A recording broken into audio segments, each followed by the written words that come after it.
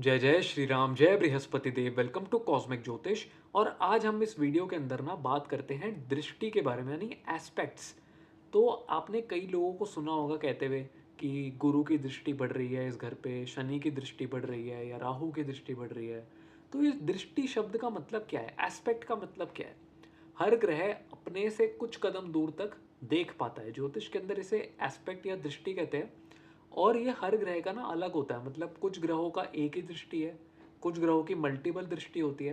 And आप ऐसी topics को जब आप सुनते हो, वीडियोस देखते हो ना, आपको मैक्सिमम लोग यही बताते हुए मिलेंगे कि यार सूर्य की ये वाली दृष्टि होती है, गुरु की ये वाली दृष्टि होती है, गुरु की 3 दृष्टि होती हैं। तो अब वो सिर्फ ये बताएंगे कि 3 दृष्टि है, लेकिन अब हर एक दृष्टि का एक अलग मीनिंग भी है कि वो पंचम दृष्टि से कुछ और बता रहा है, सप्तम दृष्टि से कुछ और बता रहा है। तो आज हम सारी चीजें इस वीडियो के अंदर कवर करें। तो अब बात कर लेते हैं कि हम एस्पेक्ट्स को कैसे देखते हैं, कैसे गिनते हैं। तो आपकी स्क्रीन पे एक चार्ट आ रहा होगा, उसके अंदर मंगल आपको दूसरे घर के अंदर दिखेगा। एंड हमें मान लो कि मंगल की चौथी दृष्टि देखनी है अगर, यानी कि फोर्थ एस्पेक्ट देखना है अगर मंगल का, तो मंगल को हम फर्स्ट गिनेंगे। मंगल जहाँ बैठा है उस घर को हम 1 काउंट करेंगे, उसके अगले को 2, उसके अगले को 3, उसके अगले को 4।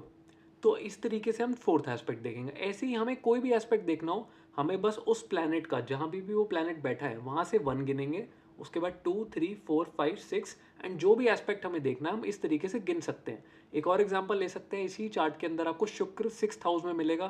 तो 6th हाउस में शुक्र, अब वहां से आपको मान लो 7th एस्पेक्ट गिनना है शुक्र का। तो आप शुक्र को 1 गिनो, फिर 2, फिर 3, फिर 4, फिर 5, 6, 7। 12th हाउस उसका 7th एस्पेक्ट पड़ेगा। इस तरीके से हम हर प्लैनेट को देख सकते हैं। आप अपनी कुंडली के अंदर देख सकते हो कि आप यहाँ से काउंट करना शुरू करो 7। तो सप्तम दृष्टि हर प्लैनेट की होती है, तो आप ऐसे गिन सकते हो। एंड इस तरीके से आप एस्पेक्ट्स को देखते हो। अब आ जाते हैं हम वीडियो पे। एंड यहाँ पे हम हर एक प्लैनेट के हर एक एस्पेक्ट को डिस्कस करेंगे। एंड यहाँ से आपको पता लगेगा कि किस किस प्लैनेट का कौन सा एस्पेक्ट होता है, एंड उन एस्पेक्ट्स का मीनिंग क्या है। हर एस्पेक्ट कुछ अलग बताने की कोशिश कर रहा है आपको हर प्लैनेट के बारे में। तो सबसे पहले हम कवर करते हैं, स्टार्ट करते हैं ग्रहों के राजा से, यानी सूर्य देव से। तो सूर्य देव सिर्फ एक एस्पेक्ट रखते हैं, 7th एस्पेक्ट। जहाँ पे भी वो बैठेंगे वहाँ से बिल्कुल उल्टे घर को वो अपने 100% एस्पेक्ट से देख रहे हैं। फॉर एग्जाम्पल, अगर कोई किसी का आपको सूर्य देव जो है वो फर्स्ट हाउस में मिलते हैं, इसका ये मतलब है कि वो 7th हाउस को एस्पेक्ट कर रहे हैं। दैट्स इट, इसका ये सिंपल मीनिंग है। अगर वो सेकंड हाउस में बैठे हैं तो वो 8th हाउस को एस्पेक्ट कर रहे हैं, बिल्कुल ऑपोजिट्स। जो बिल्कुल ऐसे 180 डिग्री अलाइंड है ना, जैसे 2 एंड 8, फिर ऐसे 12 एंड 6, ऐसे बिल्कुल ऑपोजिट हाउसेस को हम 7th एस्पेक्ट कहते हैं। तो इसको आप पूरी वीडियो में आप इस तरीके से समझोगे। जब भी मैं सप्तम दृष्टि कहूँ या 7th एस्पेक्ट, तो उसका मतलब है बिल्कुल जहाँ प्लैनेट प्लेस्ड है उससे बिल्कुल उल्टा घर जो है वो 7th हाउस पड़ता है वहाँ से। तो अब इसको समझते हैं। सबसे पहले तो सूर्य देव की जो भी दृष्टि आती है, सप्तम दृष्टि आपके चार्ट में जिस भी हाउस में पड़ेगी ना, उस हाउस से आपकी एक रिस्पॉन्सिबिलिटी जुड़ जाएगी। उसी हाउस से आपको ना एक लीडरशिप वाला एक रोल निभाना है उस हाउस के कारक तत्वों से रिलेटेड। फॉर एग्जाम्पल, अगर किसी का सूर्यदेव 8th हाउस में है तो वो एस्पेक्ट करेंगे उसके सेकेंड हाउस को। तो सेकेंड हाउस से आपकी रिस्पॉन्सिबिलिटीज जुड़ गई हैं, आपको वहाँ पे लीडरशिप क्वालिटीज अपने यूज़ करनी है, सूर्य के कारक तत्वों को वहाँ यूज़ करना है। सूर्य बेसिकली लाइट का गोला है, आग का गोला है। तो वो अपनी लाइट फेंकता है उस हाउस पे, जहाँ पे भी वो देखता है, जहाँ पे भी उसका एस्पेक्ट पड़ेगा वहाँ पे रोशनी हो जाएगी, वो हाउस बहुत ब्राइट हो जाता है। और उस हाउस से आपकी कुछ कार्मिक रिलेशन जुड़ जाते हैं, आपको वहाँ पे लीड करना होता है, वहाँ पे आपकी रिस्पॉन्सिबिलिटीज़ होती हैं। इसके बाद बात करते हैं चंद्रमा की। चंद्रमा भी 7th एस्पेक्ट रखता है, सिर्फ बिल्कुल सूर्य देव की तरह बिल्कुल ऑपोजिट एस्पेक्ट रखता है, 7th एस्पेक्ट रखता है। तो अब चंद्रमा का मतलब क्या है? चंद्रमा का मतलब है कि उसका एस्पेक्ट जहाँ भी जिस भी हाउस पे पड़ेगा, उस हाउस से आपका एक इमोशनल इन्फ्लुएंस जुड़ जाएगा। यानी कि एक इमोशनल अटैचमेंट, एक इमोशनल रिस्पॉन्सिबिलिटी जुड़ जाएगी, एक ड्यूटी जुड़ जाएगी। उसी के साथ साथ उसी हाउस से आपके गेन्स जुड़ जाएंगे, मून से होने वाले गेन्स जुड़ जाएंगे। वो इमोशनल रिलेशनशिप वाले गेन्स हो सकते हैं, मॉनिटरी गेन्स हो सकते हैं, एज वेल एज आपकी लाइफ की एक शांति उस हाउस से जुड़ जाएगी जाके। उस हाउस को ना आप कभी भी डिस्टर्ब नहीं होने दोगे। जहाँ पे भी मून एस्पेक्ट कर रहा है ना, उस हाउस से रिलेटेड कारक तत्व आप अपनी लाइफ में प्रोटेक्ट करके रखते हो हमेशा, कि इस हाउस की चीज़ों को कुछ नहीं होना चाहिए। फॉर एग्जाम्पल, किसी का चंद्रमा अगर 4th हाउस में है तो वो एस्पेक्ट करेगा 10th हाउस को। तो 10th हाउस से आप इतना इमोशनली अटैच्ड हो, यानी अपने काम की जगह से, अपने करियर से, प्रोफेशन से इतना अटैच्ड होगे, इमोशनल एक कनेक्शन महसूस करोगे कि वहाँ पे अगर कोई डिस्टर्बेंस हुई तो आपका मत्था घूम जाएगा। वहाँ पे आपको कोई एरी गैरी चीज़, डिस्टर्बेंस या कोई डिस्ट्रैक्शन बर्दाश्त नहीं है। वहाँ पे आपको पीस ऑफ माइंड चाहिए, वहाँ से आपको गेन्स चाहिए, वहाँ से आपको इमोशनल क्लैरिटी चाहिए, एक इमोशनल सेंस ऑफ फीलिंग चाहिए कि हाँ, मैं ये चीज़ कर रहा हूँ। ये एक मून का एस्पेक्ट आपको फील करवाता है जहाँ पे भी वो अपनी दृष्टि मार रहा होता है, यानी सेवेंथ एस्पेक्ट। अब बात करते हैं बुध ग्रह के बारे में। तो बुध ग्रह भी आपकी कुंडली के अंदर सिर्फ सेवेंथ एस्पेक्ट रखता है, सप्तम दृष्टि रखता है। तो इसके सेवेंथ एस्पेक्ट को आप कैसे देखते हो? सबसे पहले ये उस हाउस से रिलेटेड चीज़ों में आपको थोड़ा एक चंचल नेचर दे देगा, थोड़ा इनस्टेबल नेचर देगा। थोड़ा सा आप इधर उधर की बातें ज़्यादा सोचोगे, थोड़ा सा बचकानी बातें ज़्यादा सोचोगे, आपकी बुद्धि थोड़ा बच्चे की तरह चलेगी उस हाउस में। उसके बाद आप उस हाउस की चीज़ों को थोड़ा कम्युनिकेट करने की एक टेंडेंसी लाते हो।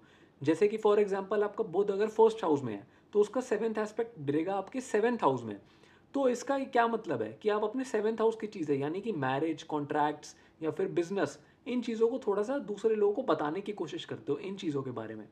इसके बाद ये आपकी इंटेलिजेंस और आपकी बुद्धि, आपकी विजडम को उस हाउस से जोड़ देता है इन अ डिफरेंट वे। तो इसका ये मतलब है कि आप अपनी बुद्धि को दौड़ाते हो उस हाउस की चीज़ों को स्टेबल और अच्छा रखने में। सेम एग्जांपल ले सकते हैं। तो इसके अंदर आप फर्स्ट हाउस में मर्क्यूरी है तो सेवेंथ हाउस पे एस्पेक्ट आएगा। तो आप अपनी मैरिज और अपने बिजनेस को ठीक रखने में, स्टेबल रखने में अपनी बुद्धि दौड़ाते हो, अपनी इंटेलिजेंस का यूज़ करते हो, इसका ये मतलब होता है। इसके बाद हम बात करते हैं शुक्र ग्रह यानी वीनस की। तो शुक्र ग्रह भी सेवेंथ एस्पेक्ट रखता है सिर्फ, और इसका सेवेंथ एस्पेक्ट आपको ये बताता है कि उस हाउस से आपकी एक सुख की भावना जुड़ गई है, एक मन की तसल्ली जुड़ गई है। वहाँ से आपको कंफर्ट मिलता है, वहाँ से आपको मॉनेटरी गेन्स मिलते हैं, वहाँ से आपको मटेरियल वेल्थ मिल सकती है।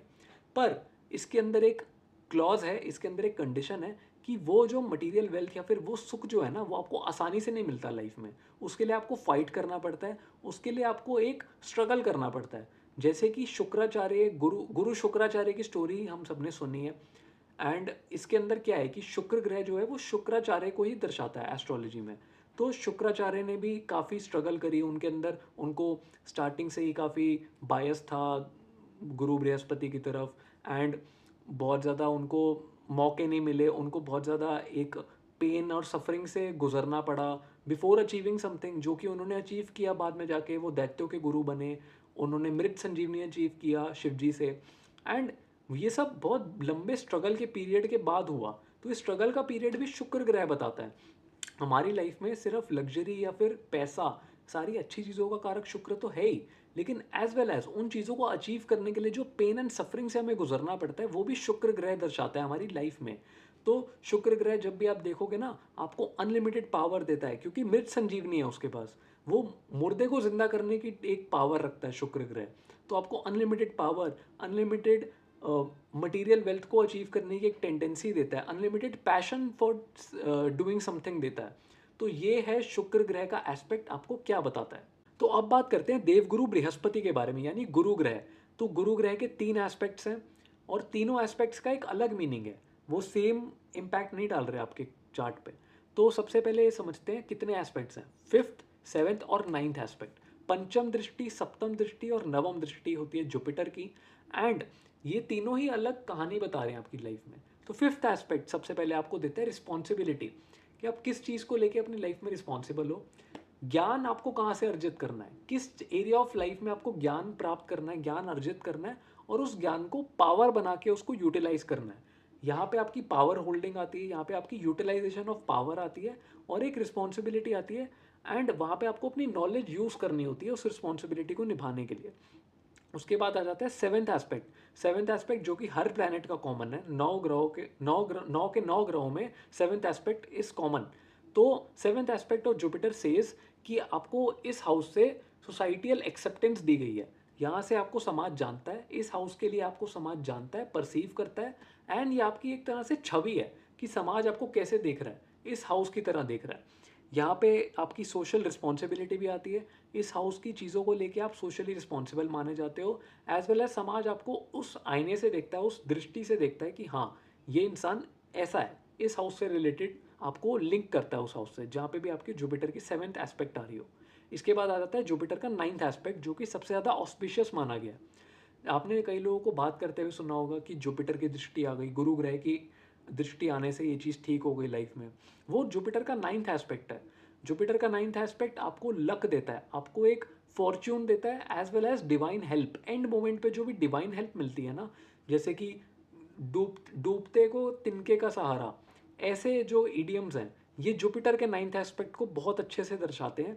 क्योंकि अब आप ऐसे देखो ना, जब आपकी होप खो चुके हो आप किसी चीज़ को लेके कि यार अब तो मैं हार गया, अब आपने हार मान ली है, सरेंडर हो चुके हो, and at the very end moment before you give up on everything, तब एक हेल्प आ जाती है और सब कुछ ठीक हो जाता है। ये जुपिटर का नाइन्थ एस्पेक्ट करता है, आपकी लाइफ के अंदर ब्लेसिंग की तरह काम करता है, कॉस्मिक ब्लेसिंग बन जाता है आपके लिए। इसके बाद बात करते हैं शनि ग्रह के बारे में। शनि ग्रह के भी तीन एस्पेक्ट्स हैं, तीन दृष्टियां हैं और तीनों का ही अलग मीनिंग है, और इसको समझते हैं हम। तो शनि ग्रह के थर्ड, सेवेंथ और टेंथ एस्पेक्ट है। अब सेवेंथ तो सबका ही कॉमन है, तो थर्ड और टेंथ इसका यूनिक हो गया। तो अब third aspect of Saturn tells कि आपको इस एरिया ऑफ लाइफ में, जैसे कि अपने जुपिटर से 1 2 3 4 5 काउंट किया, वैसे ही आपको शनि से 1 2 3 4 5 6 7 और 1 2 3 4 5 6 7 8 9 10 काउंट करना है। इन तीन हाउसेस को पकड़ना है और फिर ये बातें सुननी है। तो third aspect of Saturn tells you कि आपको लाइफ में ना पीड़ा कहाँ है, आपको स्ट्रगल्स देता है ये एस्पेक्ट। सैटर्न का थर्ड एस्पेक्ट आपको लाइफ में ट्रेन करता है, किसी चीज़ को लेके आपको पीड़ा देता है, रेगुलर एक स्ट्रगल देता है, लेकिन आपको इतना टफ बना देता है, इतना ट्रेंड बना देता है उस चीज़ के अंदर कि आप बिल्कुल एक्सेप्शनली वेल हो जाते हो उस एरिया ऑफ लाइफ में। तो ये कोई भी एस्पेक्ट होता है, कोई भी एक हाउस हो सकता है आपकी लाइफ में, उस हाउस को लेके ना सैटर्न आपको वेल ट्रेन करता है। रोज़ जैसे मिलिट्री की ट्रेनिंग होती है ना, सुबह उठा के नहा के, जितनी भी ठंड हो आपको नहाना है, आपको ये करना है, आपको एक्सरसाइज करना है, ट्रेनिंग करनी है, regular discipline. Saturn is the कारक ऑफ और डिसिप्लिन इन योर लाइफ। तो कोई भी चीज़ आप कंसिस्टेंसी के साथ कर रहे हो, कोई भी चीज़ आप डिसिप्लिन के साथ कर रहे हो, वो सैटर्न है। तो सैटर्न आपको पीड़ा देता है, स्ट्रगल देता है, but at the same time आपको उस चीज़ के अंदर जहाँ पे भी पीड़ा मिल रही है, उस चीज़ को लेके आपको इतना डिसिप्लिन्ड और इतना हाईली केपेबल बना देता है, इतना काबिल बना देता है उस चीज़ के, कि आप बस देखते रह जाते हो कि सैटर्न ने क्या मिरेकल कर दिया। उसके बाद आ जाता है सेवेंथ एस्पेक्ट ऑफ सैटर्न, जो कि हर प्लैनेट का कॉमन होता है। तो सैटर्न का सेवेंथ एस्पेक्ट ये बताता है कि जहाँ पे भी उसका ये एस्पेक्ट आएगा, उस एरिया ऑफ लाइफ में ना आपको एक दिखेगा डिस्ट्रक्शन। वहाँ पे आपको चीज़ें आउट ऑफ योर वे दिखेंगी। मतलब वहाँ पे एक तरह आप मान सकते हो कि सैटर्न का सेवेंथ एस्पेक्ट उस हाउस पे एक एस्ट्रॉइड की तरह गिर रहा है, मीटियोर की तरह गिर रहा है, और सारी चीज़ों को छांट रहा है। जो चीज़ें आपके लिए अच्छी हैं वो आपकी लाइफ में रहती हैं उस एरिया ऑफ लाइफ में, और जो चीज़ें आपके लिए अच्छी नहीं है, जो ज़रूरी नहीं है आपके कार्मिक पैटर्न्स के लिए, वो चीज़ें आप हटा देते हो अपनी लाइफ से, अपने आप हट जाती हैं। You detach your self very easily from those things, और वो चीज़ें आपकी लाइफ से ही निकल जाती हैं। विद टाइम आपको ये चीज़ रियलाइज़ होती है। ये सैटर्न का सेवेंथ एस्पेक्ट करता है। इसके बाद सैटर्न का टेंथ एस्पेक्ट, सैटर्न का टेंथ एस्पेक्ट आपको लाइफ में आपको बताता है कि आपका कर्म कहाँ से लिंक्ड है, आपका करियर कैसा हो सकता है, एज वेल एज आपका जो भी एक कर्म है ना, एक कार्य है, एक पेंडिंग कर्म है। इसलिए आप देखोगे सैटर्न का टेंथ एस्पेक्ट, आप देखोगे कि करियर के लिए देखा जाता है, करियर के लिए यूज़ किया जाता है। एंड वहाँ से आपको एक तरह से ना हाइज एंड लोज भी पता लगते हैं आपकी लाइफ में, क्योंकि करियर कभी स्टेबल नहीं होता, कभी हाइज आते हैं, कभी लोज आते हैं, कुछ ना कुछ चलता रहता है। तो ये आपको टेंथ एस्पेक्ट बताता है सैटर्न का। तो अब बात कर लेते हैं मंगल ग्रह के बारे में। मंगल ग्रह के भी तीन एस्पेक्ट्स होते हैं, फोर्थ, सेवेंथ और एट्थ। इसके भी अलग अलग मीनिंग है, आओ इसको समझते हैं डिटेल में। तो fourth aspect of Mars tells you कि कहाँ पे आपकी लाइफ में आपको चीज़ें चाहिए, आप आसानी से उन चीज़ों को ले नहीं पाते हो, आसानी से चीज़ें वो आपको मिलती नहीं है, एंड आपको कहीं ना उन चीज़ों में एक एक्शन लाने की जो एक टेंडेंसी है वो नहीं आती। वहाँ पे आपको चीज़ें चाहिए, लेकिन एक कहीं ना कहीं वहीं पे आपका करेज भी डाउन हो जाता है, वहाँ पे आप एक एक्शन नहीं ले पाते हो। वहाँ पे एक इमोशनल कॉर्ड जुड़ जाती है आपकी, उस हाउस से रिलेटेड चीज़ों में एक इमोशनल कॉर्ड जुड़ जाती है। वहाँ से आपको वो चीज़ अचीव करने में मन बहुत लगता है कि हाँ मुझे ये चाहिए, लेकिन वो आप अचीव आसानी से कर नहीं पाते, वो एक बाधा बन के रह जाती है चीज़। क्योंकि मंगल का फोर्थ एस्पेक्ट थोड़ा सा आपको उस चीज़ को लेके इमोशनल बना रहा है, रादर देन अ गो गेटिंग नेचर, जो कि मंगल का एक एक्चुअल ट्रेट है। उसके बाद आ जाते हैं सेवेंथ एस्पेक्ट के ऊपर। तो सेवेंथ एस्पेक्ट आपको मंगल का सीधा सीधा ये कहना चाह रहा है कि इस हाउस की चीज़ों को लेके आपको एनर्जी चाहिए, इस हाउस की चीज़ों को लेके आपको डिसिप्लिन बनाना है। यहाँ पे आपको अपनी एनर्जी डाइवर्ट करनी है, चैनलाइज करनी है, एज वेल एज यहाँ से आपको एक इमोशनल कॉर्ड कटिंग करनी है। यहाँ पे आपको रूथलेसली इस चीज़ के लिए काम करना है, अपना एफर्ट डालना है। जो मंगल का अग्रेशन वाला एनर्जी है ना, 100% वो सेवन्थ एस्पेक्ट के अंदर आता है। एंड आपको जिस भी हाउस पे सेवन्थ एस्पेक्ट पड़ रहा है मंगल का, वहाँ पे आप ये चीज़ महसूस करोगे, वहाँ पे एनर्जी आपकी डाइवर्ट होती है, चैनलाइज होती है। एज वेल एज आप उस चीज़ को लेके इमोशनल कम हो, प्रैक्टिकल ज़्यादा हो, एक्शन ओरिएंटेड ज़्यादा बन जाते हो। इसके बाद eighth aspect of Mars tells you कि किस चीज़ को लेके लाइफ में आपकी एक ऑब्सेशन है, एक अग्रेशन है। एज वेल एज वहीं से आपको दुख भी मिलता है और वही चीज़ आप छोड़ भी नहीं पाते। मंगल का एट्थ एस्पेक्ट थोड़ा चीज़ों को कॉम्प्लिकेट कर देता है आपकी लाइफ के अंदर। थोड़ा सा एक होता है ना कि ये मुझे सफरिंग दे रहा है, मुझे ये इस चीज़ से पेन मिल रहा है, लेकिन मैं फिर भी ये चीज़ छोड़ नहीं सकता। ये मंगल का एट्थ एस्पेक्ट कराता है आपके लिए। एंड ये आपको ना कहीं एक ऑब्सेशन भी देता है उस चीज़ को लेके, कहीं ना कहीं उसी चीज़ से आपको दुख भी दिलवाता है, लेकिन आसानी से वो चीज़ छोड़ने भी नहीं देता। ये मंगल का एट्थ एस्पेक्ट। तो अब बात कर लेते हैं राहु देव के बारे में। राहु देव के भी 3 एस्पेक्ट्स हैं, same as Jupiter, fifth, seventh और नाइन्थ। तो अब समझते हैं इसके एस्पेक्ट्स को। फिफ्थ एस्पेक्ट आपका जहाँ पे भी पड़ेगा, जिस भी हाउस में पड़ेगा, उन चीज़ों को लेके आप नॉलेज ग्रहण करने की कोशिश करते हो। उन चीज़ों को लेके आप थोड़े से ऑब्सेसिव बन जाते हो। थोड़े से एक कंट्रोल लेने की कोशिश करोगे उन चीज़ों के अंदर। आप थोड़ा सा मैनिपुलेटिव भी बन जाते हो। थोड़ा सा उन चीज़ों को घुमा फिरा के पेश करने की कोशिश करोगे। फैक्ट्स को थोड़ा तोड़ मड़ोड़ के पेश करने की कोशिश करोगे, क्योंकि राहु क्या है? राहु टेढ़ी बुद्धि है। राहु को प्रॉब्लम सॉल्व करना पसंद है।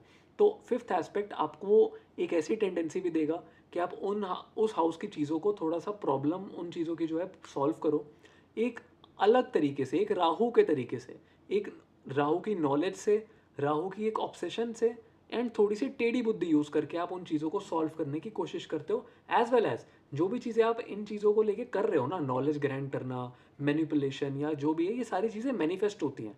मीन्स कि ये सारी की सारी चीज़ें आपको रियल लाइफ में दिखती हैं, इनका एक एक फ्रूट आपको मिलता है, दिखता है। इसके बाद आ जाते हैं seventh aspect. Seventh aspect of Rahu tells you कि इन चीज़ों को लेकर आप थोड़े से अनकन्वेंशनल अप्रोच लेके चलते हो। इसका क्या मतलब है कि एक out of the box thinking लेकर आते हो। उन चीज़ों को लेके आप थोड़ा सा एक unique way of doing such things या फिर क्रिएटिव आइडियाज़ लेकर आते हो उन चीज़ों को लेके। एक वहाँ उस हाउस को लेके आपको एक पावर की हंगर रहती है। एज वेल एज राहु की सारी मेजोरिटी प्रॉब्लम जो है वो उसके सेवेंथ एस्पेक्ट वाले हाउस में आती है। तो वो अपनी बहुत सारी प्रॉब्लम देता है उस हाउस को लेके, बट उनको सॉल्व करने का एक तरीका देता है, क्योंकि अनकन्वेंशनल अप्रोच देता है। तो आप उन चीज़ों को एक नई तरीके से सॉल्व करने की एक ट्राई करते हो, उन चीज़ों में सक्सेसफुल भी होते हो, सीखते हो, क्योंकि राहु है ही ये। राहु है ही out of the box thinking. Rahu के पास बुद्धि है, दिमाग है। तो वो सारी की सारी दिमाग वाली चीज़ें करता है, थॉट्स लाता है। एंड ये सारी की सारी अप्रोचेस, पावर, हंगर, ये सेवन्थ एस्पेक्ट ऑफ राहु देता है आपको। उसके बाद नाइन्थ एस्पेक्ट। नाइन्थ एस्पेक्ट आपको कहीं ना कहीं फॉरेन एलिमेंट्स से जोड़ेगा। एंड अनकन्वेंशनल अप्रोच यहाँ भी लाई करती है, एज वेल एज यहाँ पे आपका लक राइज भी लाई करता है। विच मीन्स कि जैसे मान लो अब सेवन्थ एस्पेक्ट में तो आप टेढ़ी बुद्धि लगा रहे हो, लेकिन नाइन्थ एस्पेक्ट के अंदर आप फॉरेन एलिमेंट, यानी कि बिल्कुल ही ऐसा मान लो दूसरे ग्रह की चीज़ें लाकर रख दी हैं, इतनी अलग चीज़ें हैं। जैसे कि मान लो किसी का नाइन्थ एस्पेक्ट ऑफ राहु है, वो मैरिज हाउस में पढ़ रहा है, तो हाई चांसेस हैं कि वो पर्सन जो है वो इंटरकास्ट मैरिज की तरफ थोड़ा सा इंक्लाइन हो सकता है। या फिर ऐसे ही आप हर हाउस से लिंक करके देख सकते हो कि वो थोड़ी सी, अब बिजनेस का हाउस भी सेवन्थ हाउस होता है, तो वो थोड़ा सा एक अलग टाइप का बिजनेस करने की कोशिश कर सकता है। हो सकता है वो अपने बिजनेस के अंदर दिमाग ही ना लगाए और सिर्फ ऑर्डर्स दे, और मतलब ऐसा बिजनेस सेटअप कर दे जो किसी ने सोचा ही ना हो आज तक कि ऐसे भी पैसा बन सकता है। तो ऐसे अप्रोचेस, ऐसे थिंकिंग ये सिर्फ राहु देता है आपको। तो ये था राहु का नाइन्थ एस्पेक्ट। तो अब बात कर लेते हैं हमारे आखिरी प्लैनेट के बारे में, यानी केतु देव। केतु महाराज की भी 3 एस्पेक्ट्स होते हैं, फिफ्थ, सेवेंथ और ninth, same as Jupiter, same as Rahu. तो इसका फिफ्थ एस्पेक्ट समझते हैं सबसे पहले। तो इसका फिफ्थ एस्पेक्ट जिस भी हाउस में पड़ेगा आपके कुंडली में, वहाँ से आपको एक नेगेटिवली डिटैच करता है केतु। इसका क्या मतलब है कि आपने ये चीज़ रियलाइज़ करी होगी, ये चीज़ आपने महसूस भी करी होगी, सुनी भी होगी कि अनक्लोज्ड एंडिंग्स, या फिर बिना क्लोजर दिए आप किसी से दूर हो गए, बिना क्लोजर दिए आपने कोई जॉब छोड़ दी, रिलेशनशिप छोड़ दी, दोस्तों को छोड़ दिया, या कुछ भी हो सकता है। तो इसका क्या मतलब है कि ये सारी चीज़ें जिससे भी आपको डिटैच करेगा ना केतु, ये आपकी कार्मिक जर्नी में इतना इंपॉर्टेंट रोल प्ले नहीं करने वाली, एंड ये सारी चीज़ें ना आपको नेगेटिवली इम्पैक्ट कर सकती हैं, इसलिए केतु आपको इन चीज़ों से दूर कर देता है नेचुरली। इन चीज़ों से आपको एक नेगेटिव सेंस आती है, नेगेटिव वाइब आती है। जब भी आप जैसे मान लो किसी का 11th हाउस पे अगर केतु का 5th एस्पेक्ट आ रहा है, तो उसको अपने दोस्तों से, रिश्तेदारों से और 11th हाउस के सारे रिलेशन से ना एक नेगेटिव सेंस आएगी, नेगेटिव वाइब आएगी। और जब आपको नेगेटिव वाइब आती है किसी चीज़ से, कॉन्स्टेंटली आपको लगता है कि कोई आपको पोक कर रहा है, कोई आपकी एनर्जी बर्बाद करने की कोशिश कर रहा है, या फिर आपको परेशान करने की कोशिश कर रहा है, मेंटली फिजिकली आपका टाइम वेस्ट कर रहा है, कुछ भी कह सकते हो आप, तो आप धीरे धीरे उस चीज़ से अलग होने की कोशिश करते हो। नॉर्मल है, ये बहुत नेचुरल है। तो केतु यही करता है, उस चीज़ को लेके आपको एक नेगेटिव वाइब दिलवाता है, जिससे आप ऑटोमेटिकली दूर होते हो बिना क्लोजर दिए, क्योंकि ये एक नेगेटिव सेंस ऑफ डिटैचमेंट है। ये चीज़ें आपको डिस्ट्रैक्ट कर सकती हैं, लाइफ में नेगेटिवली इम्पैक्ट करती हैं, इसलिए ये होता है। यहीं से आप ज्ञान ग्रहण करते हो, एक्सपीरियंस वाला ज्ञान, एक्सपीरियंस रूपी ज्ञान ग्रहण करते हो कि जीवन में दोबारा ऐसे लोगों से पाला नहीं पड़ना चाहिए मेरा। ऐसे लोगों से आप फिर ज़िंदगी भर दूर रहते हो, क्योंकि आपकी कार्मिक जर्नी में ऐसे लोग कोई रोल प्ले करने नहीं वाले, इंस्टेड सिर्फ आपको परेशान करने वाले हैं। तो कर्मा के हिसाब से आपको अलाइन करता है। केतु इज़ अ कार्मिक प्लैनेट, राहु इज़ अ कार्मिक प्लैनेट, सैटर्न इज़ अ कार्मिक प्लैनेट। तो ये प्लैनेट्स आपको कर्म, आपकी कार्मिक जर्नी के हिसाब से अलाइन करते हैं, चीज़ों से डिटैच करते हैं, कुछ चीज़ों से अटैच करते हैं। तो this is how the 5th aspect of Ketu works. अब आ जाते हैं इसके 7th एस्पेक्ट पे। 7th aspect is pure sense of reflection and pure detachment for Ketu. इसका क्या मतलब है? केतु, आप देखोगे राहु केतु हमेशा ऑपोजिट्स होते हैं। अगर फर्स्ट में राहु है, 7th में केतु होगा, सेकंड में राहु है तो 8th में केतु होगा। तो राहु केतु को हमेशा एक दूसरे की चाहत होती है, एक दूसरे की इच्छा होती है। तो जब भी आप देखोगे ना, केतु के सामने राहु है, राहु के सामने केतु है, दोनों एक दूसरे पे 7th एस्पेक्ट हमेशा मार रहे हैं। तो इसका क्या मतलब है कि केतु राहु को देख रहा है, राहु केतु को देख रहा है। अब केतु ऐसा प्लैनेट है जिसको अपने सामने कोई नहीं चाहिए, उसको सिर्फ अपनी रिफ्लेक्शन चाहिए, एक अपना सेंस ऑफ डिटैचमेंट चाहिए, एक सेंस ऑफ इंट्यूशन चाहिए। वो हाउस जहाँ पे भी केतु का 7th एस्पेक्ट पड़ रहा है, उस हाउस को लेके आप थोड़ा सा एक, आपकी कार्मिक जर्नी में वो हाउस इंपॉर्टेंट बन जाता है, क्योंकि वो राहु केतु की एक्सिस बन गई है। तो वो इंपॉर्टेंट बन गया है। एज वेल एज उस हाउस को आप थोड़ा सा ना स्पिरिचुअलिटी के थ्रू, रिसर्च के थ्रू, केतु के सारे कारक तत्वों के थ्रू आप उन चीज़ों को ना ठीक करने की कोशिश करते हो, ठीक रखने की कोशिश करते हो अपनी लाइफ के अंदर। एंड ये करता है केतु का 7th एस्पेक्ट। तो अब 9th एस्पेक्ट पे आते हैं केतु के। तो केतु का 9th एस्पेक्ट आपके जिस भी हाउस में पड़ेगा ना, उस हाउस से, इसका क्या मतलब है कि एक स्ट्रॉन्ग कार्मिक रिलेशन है आपका उस हाउस के लेके, उस हाउस के कारक तत्वों को लेके आपका एक स्ट्रॉन्ग कार्मिक रिलेशन है। उस हाउस को लेके आप थोड़ा सा, आपको एक पेंडिंग कर्मा पूरा करना है इस लाइफ के अंदर।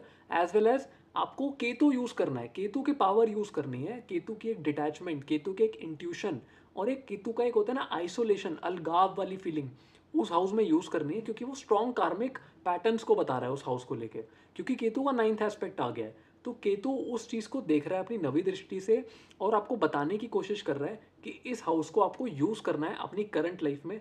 वो हाउस, उस हाउस की राशि और उस हाउस का प्लैनेट्स बहुत ज़्यादा इंपॉर्टेंट बन जाते हैं आपकी कार्मिक जर्नी के अंदर, क्योंकि केतु देख रहा है उसे।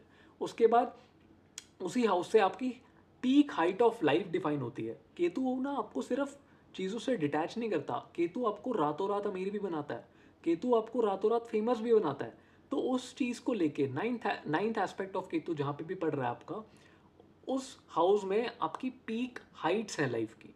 उस हाउस को यूटिलाइज करने के बाद आप अपनी लाइफ के पीक हाइट्स पे पहुंचोगे, अपनी लाइफ के ओवरऑल नॉलेज के पीक में भी पहुंचोगे। उस हाउस में आप कुछ ना कुछ ढूंढने की कोशिश करोगे कि ये मैं कर लूँ, यहाँ से नॉलेज ग्रैंड कर लूँ, ये वाला काम कर लूँ, और वही सब चीज़ें करके उन्हीं हाउसेस, उन्हीं हाउस के कारक तत्वों को, उन्हीं प्लैनेट्स के कारक तत्वों को जो वहाँ प्लेस्ड हैं, वही अचीव करने में आपकी हेल्प करेंगे, आपकी पीक हाइट ऑफ लाइफ और पीक हाइट ऑफ नॉलेज। तो ये वीडियो थी हमारी एस्पेक्ट्स के ऊपर। It is a very detailed video, इसमें हमने हर प्लैनेट के हर एस्पेक्ट को कवर करा है, उसकी यूनिक एक होती है ना स्पेसिफिकेशन ऑफ एवरी एस्पेक्ट की, आपको ये एस्पेक्ट ये बताने की कोशिश कर रहा है। तो आई होप आपको ये वीडियो इंसाइटफुल लगा हो, अच्छा लगा हो, समझ आया हो। इस वीडियो को सेव करके रखना और अपने दोस्तों के साथ शेयर करना जिनको ये चीज़ें जानने की ज़रूरत है, जो सिर्फ एस्पेक्ट्स जानते हैं, जैसे बृहस्पति के 5 है, 7 है, 9 है, लेकिन उनके अलग अलग मीनिंग क्या है वो भी इस वीडियो के अंदर हमने कवर करे। तो बहुत ही इन डिटेल वीडियो है, इन डेप्थ वीडियो है। तो आप ज़रूर ये वीडियो शेयर करना, सेव करके रखना फॉर योर फ्यूचर रेफरेंस।